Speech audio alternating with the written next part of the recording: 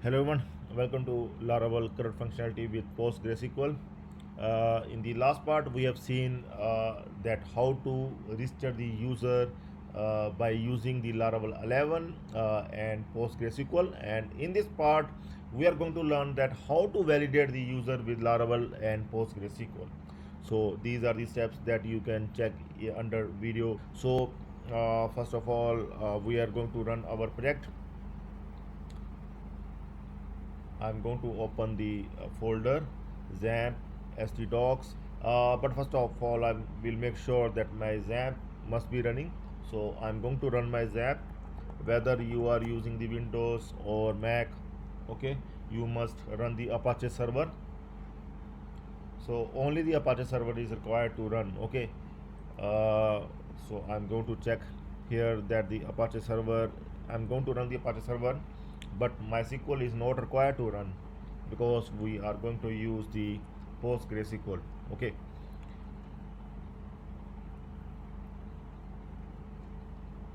so you can see the Apache server is now running. Okay, so I am going to run my project. Also, this is the my folder PostgreSql. This is the Laravel 11 folder in which we are doing this CRUD functionality. So I'm going to open this in Sublime. I'm going to open the Sublime.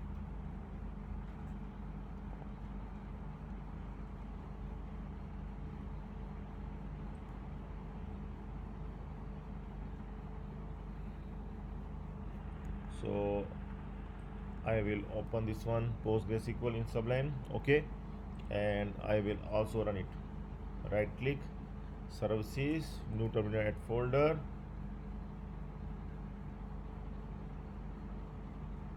Here I am going to run the artisan command, php artisan serve.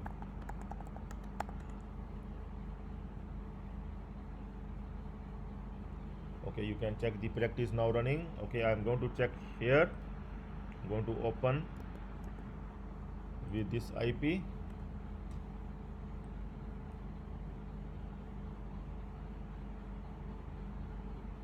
Okay, so you can see the project is now running. Okay, so in the last part we have done that create user. I am going to open it once just to check whether it creates the user, but before that I am going to open the pg admin as well.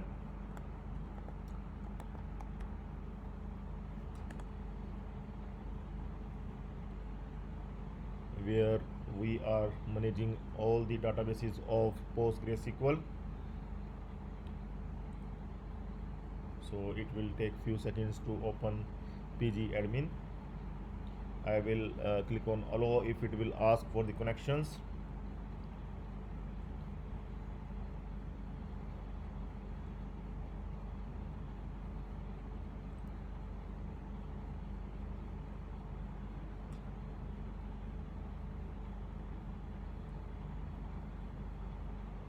So we are using the latest PostgreSql version that comes up with the pg admin 4 version. Okay, you can see it's the pg admin 4 version and it will take few minutes to start.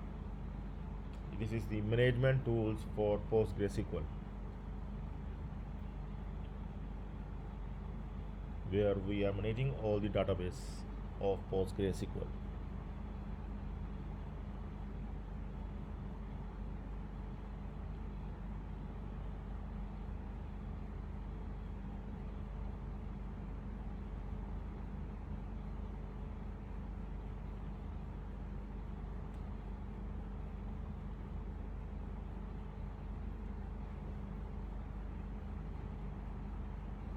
Here you can see that we are finally running the pg admin 4. Okay, so here I'm going to check the servers. See, we have created the Laravel DB server last time. Okay, I'm going to connect the servers. I'm going to right click and will connect to this server. Here I'm going to click on connect server.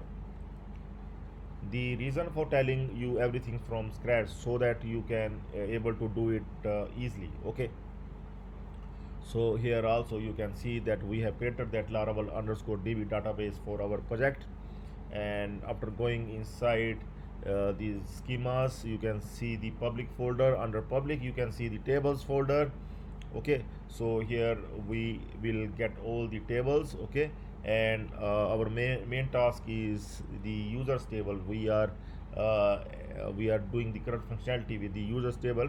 Okay, here I'm right click and view edit data all rows, and here you can see some of the users we have already created, we have already inserted into the database.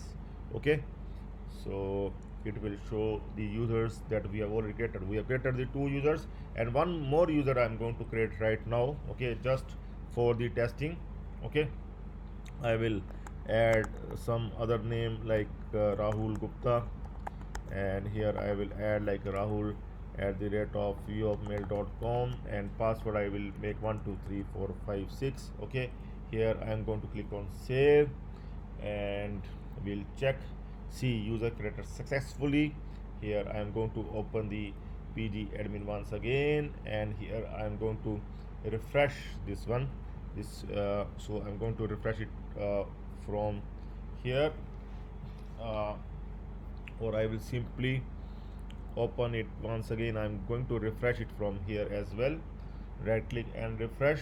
Okay, if it will not refresh, then we will once again will open it in new tab, then it will show the another users that we have already added. Okay, now see, now it will take few seconds and will show.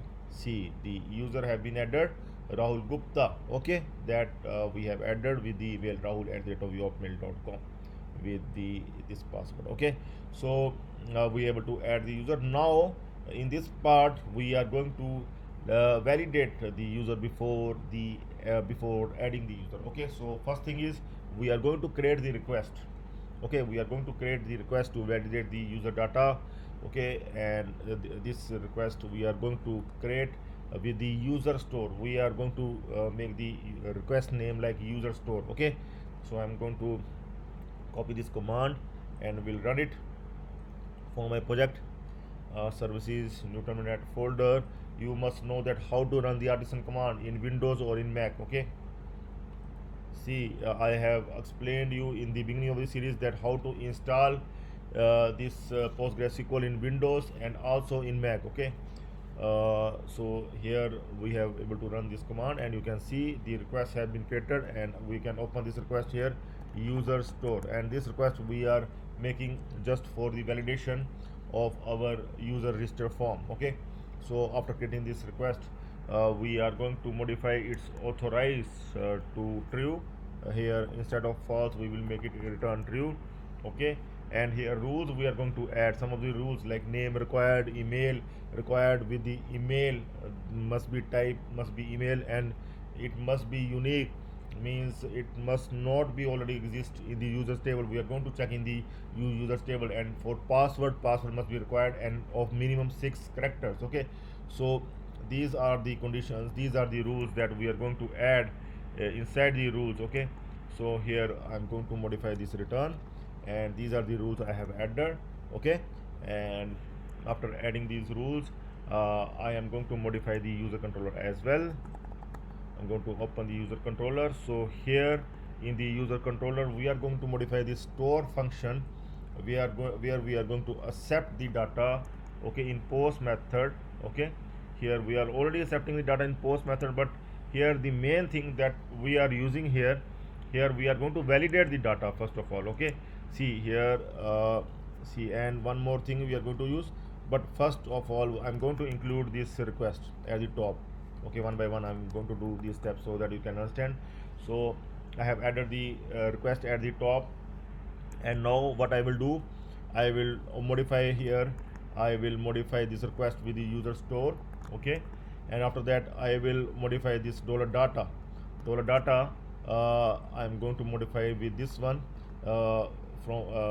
We are going to use the validator object here. Okay, and rest everything will remain the same. You can see rest everything will remain the same, but now the thing is that it is going to validate the data before inserting into the database. Okay, and also we are going to modify the form. Okay, so I'm going to open the create.blade.php file, where we are going to modify the form as well. So here we are going to modify the form, and you can see uh, with every input type we are having that p tag that will show the error if in case the error comes, and here we are going to show the error. Okay, with every field we have added this p tag. Okay, that we will show for the error. So error will come like this. So let's test.